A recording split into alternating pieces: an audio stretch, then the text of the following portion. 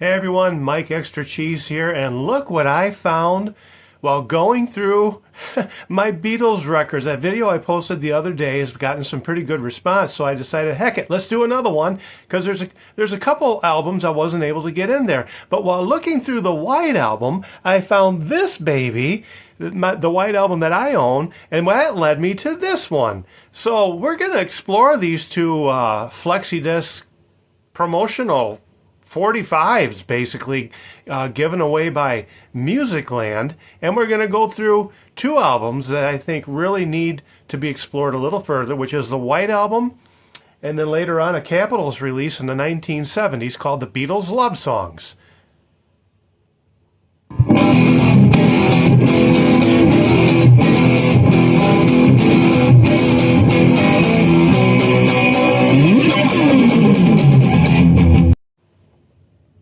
So I'm going to stay incognito, if you will. There I go. I'm going to stay incognito. I'm going to be behind the camera and giving you information on these records. Now, the Beatles 1962 to 1966. I looked this up because I forgot all about it, to be honest with you. I'm going through my White Album, and I'm looking for the posters and whatever else I can find inside of it.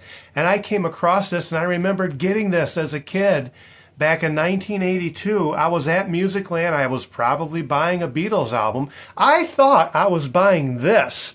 I'm not sure. I thought they gave me this with this. I'm not sure. That's how my memory has it right now. But I knew I had something really cool and really unique, and I stuck it in the album, and that's where I kept this one because I didn't know where else to keep it. I played it sparingly. It's in really good shape. And this is what I'm going to read to you. I'm just reading this off of the internet because I had to look it up. 1982 Beatles Musicland style Flexi-Disc promo. In 82, Capitol Records issued a limited promotional run of 3 red, white, and blue Flexi-Discs as part of a marketing campaign to promote its Capitol Beatles LP catalog. These were 7-inch square, so this is a 33 1/3 RPM single-sided cardback numbered Flexi-Disc with transparent vinyl adhering to the backing card showing Beatles photos visible through the sound sheet. I'm going to show you that in a second. Now this right here is a 45 Beatles movie medley playable record, a 1982 7-inch single released in multiple countries featuring a medley of Beatles songs from their films. I remember that now, plus a B-side track. This one is a compilation of excerpts from 7 Beatles films. Magical Mystery Tour, All You Need Is Love, You've Got to Hide Your Love Away, I Should Have Known Better, A Hard Day's Night, twice, and Ticket to Ride, and Get Back. And side B has I'm Happy Just to Dance With You from the 64 album, A Hard Day's Night. Now, I'm going to just get into these and show you what I got here. I was really happy with this. I have a very low pressing number. Let me show you. Beatle fans geek out. I've got, you see that? Let me see if I can get, my issue is number 1120. So I'm not sure how many of these were made, but I've got what I consider a low number. Now, it's not under 500, but it's 1120. On the back, compliments of Musicland. I'm not going to put it on there. I don't want it to hit the metal. But here's the real Beatles album right there, where my thumb is. And there's Love Songs. We're going to be going over that. Now, this is all released in America albums. As you can see, these were the American release. This one here, that's Beatles at the Hollywood Bowl. And this one here, Love Songs, we're going to go through. I remember the Rare Beatles. All these have been, at some point in time, re-released in its way it should be released. In other words, with the continuity the Beatles wanted. Here's the 45. I'll take the 45 out. Very, very, very, very good shape. You can see me. Hi, everybody. Mike Extra Cheese here. In the reflection of the record, may I say. I'm Happy Just to Dance With You. And the movie tracks. So I'll put these back in here. I thought this was as cool can get. Now, these aren't high dollar value. They just haven't reached that status. I would like to find out. In fact, I'm going to pause and I'm going to see if I can find out what the production run was on this. Okay, so I did a little digging, and these were given out at Musicland, like I was saying, as a promotional run. The exact number is not known, but it said likely to be in the hundreds of thousands. Hundreds of thousands of these were printed and given away. I don't know how many exist. I'm not even going to pick it up. I can see the number. This is number 1,120. It doesn't take a genius, it doesn't take a rocket scientist to know that that is a very, very low production run for this type of item. Now, like I said, these don't have high resale value. My guess is this was going to go for somewhere in the, let's say, $50 range, which is a nice price for what it is. This, if in good shape, I'm going to guess is probably going to go in the same type of range. So you're looking at, on a really good day, somewhere between $80 and $100 for these two. I'm just guessing on that. I'm not an expert. These, of course, are NFS, not for sale. These are part of Mike Extra Cheese Beatles. He owns it. You don't collection. I am not selling these. These are just such a part of my growing up and my childhood. And now that I stumbled upon them and I found them, I'm going to remember this. I had no idea. I did not know that I had these. Now, let's go on to an album. Oh, I do have information to share with you about this album, but I just want to tell you what I think about this album as a fan and as somebody who's had it. Oh, geez, I don't know how long I've had this. I've had this since the late 70s, probably. I can tell you it came out in 1977. And I can still remember playing this album. Maybe not the specific one, but I played my neighbor. Kent, are you listening? I played your album. We played your album over and over and over again. This, to a Beatles fan, especially a kid in the 1970s, was epic. This was epic. Let me show you. And again, if you are not well-versed in record albums, you are really missing something. Please go out and explore record albums. The packaging, I know there's digital downloads, and I love CDs too, just for the convenience of them. But now that I'm getting and looking back at record albums, they're just works of art. I want to show you something. Let me see, I might have to back. First of all, this is a songbook that has lyrics, but look at this picture. Let me try and get out in this. I want to try and get it all in there, if I can. It's a gatefold, right?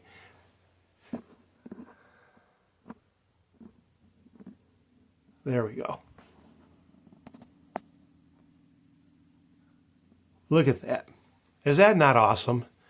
Black and white. And when you open this up as a youngster, or even as an adult, you were transported into the world of the Beatles. Look at the picture. Look at Paul. I love this picture of John. He just looks so subtle there. He's probably saying, this is the 100th picture we've taken. Can we just get it bleeding over with? And yet, I'm ready to get out of here.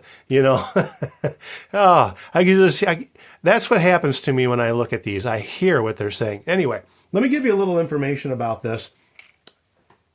Real quick, it's a compilation album that comprises love songs recorded by the Beatles between 62 and 70, and it was released by Capitol Records in the United States on October 21st, 1977, and also on Parlophone in the United Kingdom on 19 November 1977. It actually peaked at number 24 in Billboard's top LP and tape chart during a 31-week stay. Now, that's not surprising, okay? I mean, anything Beatles is going to chart. They're getting number one hits today. The Beatles are just record gold, are they not? They're record gold. So the songs are printed. The lyrics are printed. I'm going to put this here. The lyrics are printed on an 11 by 11 booklet with calligraphy style. And you'll see that when I open it up. On simulated parchment paper. Now, that's as much information as I'm going to read. I'm going to get into this just a little bit. Just want to show you the beauty of this. So it is like a parchment paper. Let me show you. Get a little bit closer here. It has texture to it. This paper has texture. And when I can remember just loving the fact that I actually got, again, the words to Beatles music. Now look at the way, what'd they say, calligraphy type? Look at this long song. Buddy Holly, of course. How can you, look at the lyrics. Hold me close and tell me how you feel, tell me love is real. Words of love you, whisper soft and true, darling, I love you. And that's the song. That's the song. And you who know this song, you ever realize the simplicity of it? That's just it's a beautiful song.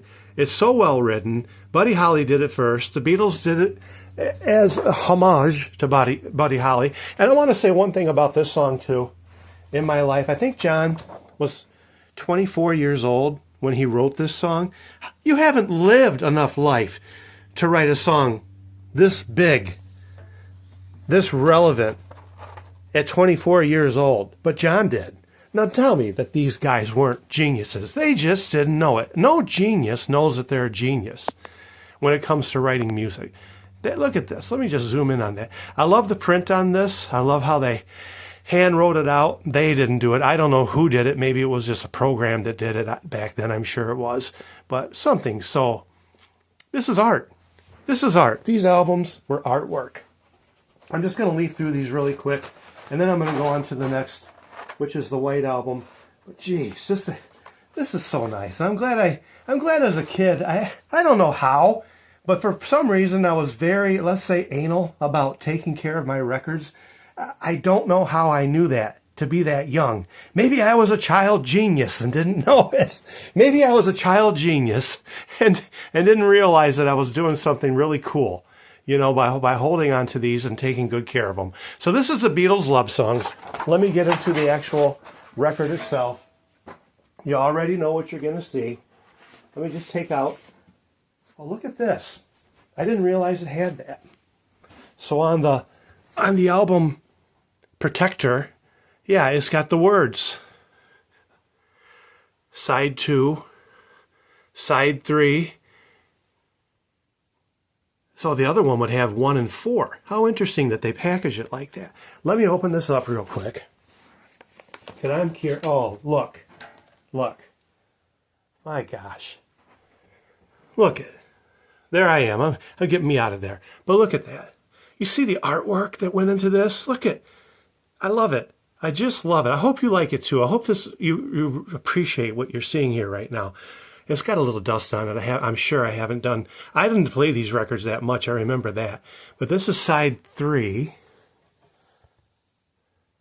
What's this? Side 2. How interesting that they do that. So the other one's got to be side 1 and 4. Pretty neat how they did that. But look, artwork on the album itself.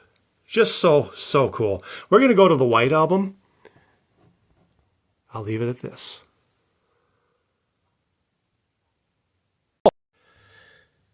And the last album I wanted to go through is the White Album. Now, is the White Album, I'm posing a question, is it an underrated album among Beatles fans? Is that possible? I don't know. I don't know. You tell me, leave it in the comments. We'll discuss.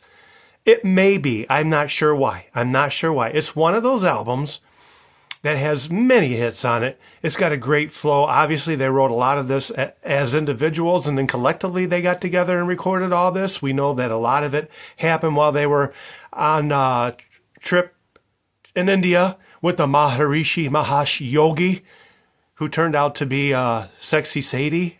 Not really, but that's what the song's about. It could be an underrated album among Beatle fans. I'm going to say it.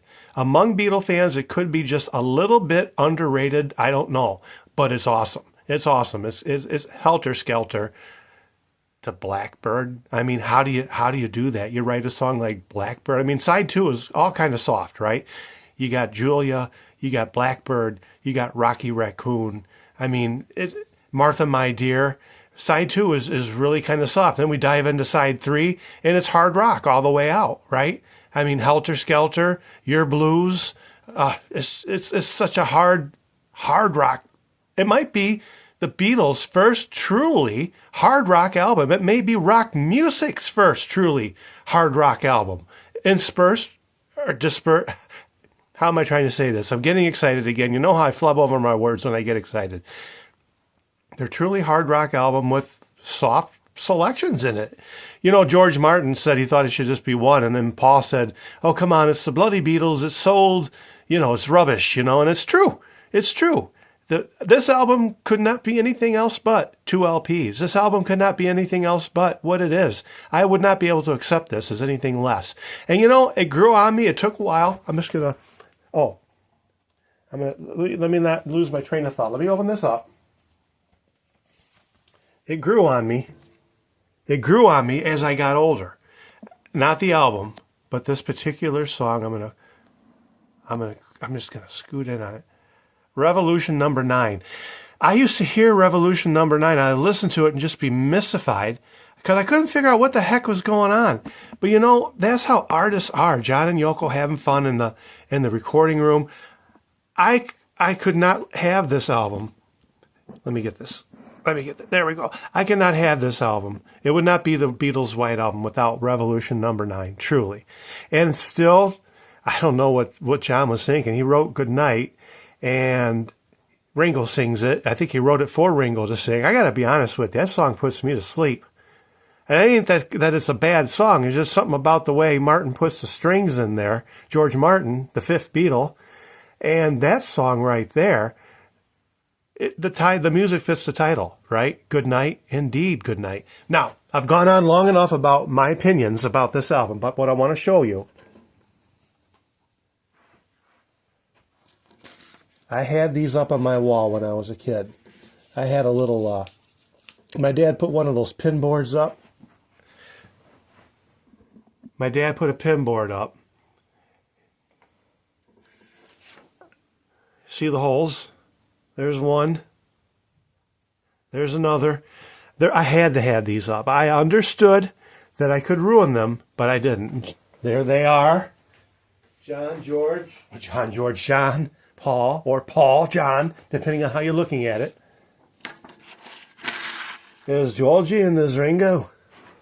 Yes. This is what would come in a record album. This is how it was released with Apple. I have more of a, I would call it a capital pressing. These are not the Apple records. This is not an original Apple album. This is something that I got as a kid in the 70s. By then, I couldn't get British. Or maybe it was released like this in America in capital. But let me show you one more thing.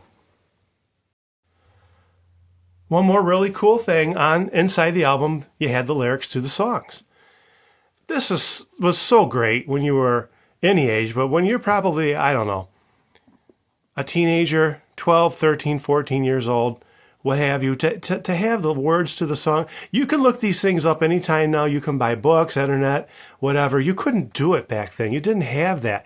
You would have had to do a lot of research to try to find out what the words were. And you can see in my previous video how when you're, 12 years old, how you can really screw up words. But that's the way, that was my interpretation of Polythene Pam. Go back to the video before, you'll see exactly what I mean. I'm gonna pause this one more time, because those of you who don't know, and I know all of you already do who know what I'm gonna do, this is a poster too. I'm gonna open that up and show it to you. Okay. So this is the poster. The best way to do it was just put it down on the ground, fold it out nicely and neatly, and show you. This is the poster that was in the album, the Beatles' White Album. This one is probably from 1984, this particular album. Could be a little bit older. I don't know. I couldn't tell you when I got these as a kid. I'll say 1984. Let's just call it, 42 years old? That's what this is, 42 years old.